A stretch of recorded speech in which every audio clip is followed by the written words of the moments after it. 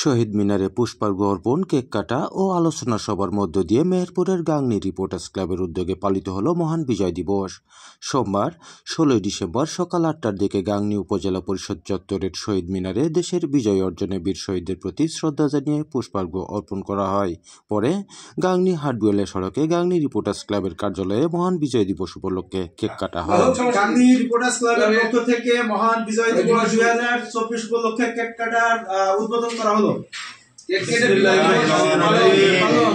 Gangni reporters ক্লাবের পক্ষ থেকে মহান বিজয় দিবস উপলক্ষে কেক কেটে বিজয় দিবস উদযাপন করা হলো এবং সকল শহীদদের প্রতি শ্রদ্ধাঞ্জলি।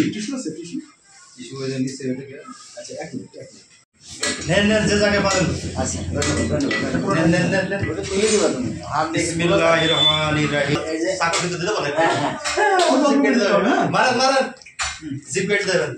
আমি একটু খাই দিই, সবাই ভাবে ভালো লাগবে। সবাইকে সবাই শুনুন, সাকর শুদ্ধ দিতে কেন তো, হ্যাঁ একদম লড়াচড়া করবেন না অস্ত্র হাতে। সাকর শুদ্ধ মারছি।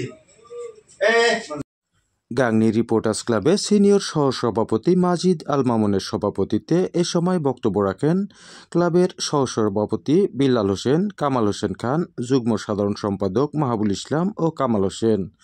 সাংগঠনিক সম্পাদক রুবেল আহমেদের সঞ্চালনায় এ সময় অন্যান্যর মধ্যে দপ্তর সম্পাদক আবুল হোসেন, মাহবুল ইসলাম, মেহের আলী বাচ্চু, আকাশ ইসলাম, শাইনুজ্জামান ও মোস্তাফিজুর রহমান সহ অন্যান্য সদস্যরা উপস্থিত ছিলেন। আলোচনা শেষে শহীদদের মাগফিরাত কামনায় বিশেষ মোনাজাত করা হয়। আরে ওরে বললাম যে কেক কাটতে হবে, তাড়াতাড়ি আসো। মামুন ভাই কো চল ভাই দিয়ে নিয়ে আমি মনে করি ঠিক আছে, দেখি হইছে আমার না হইছে আরেকবার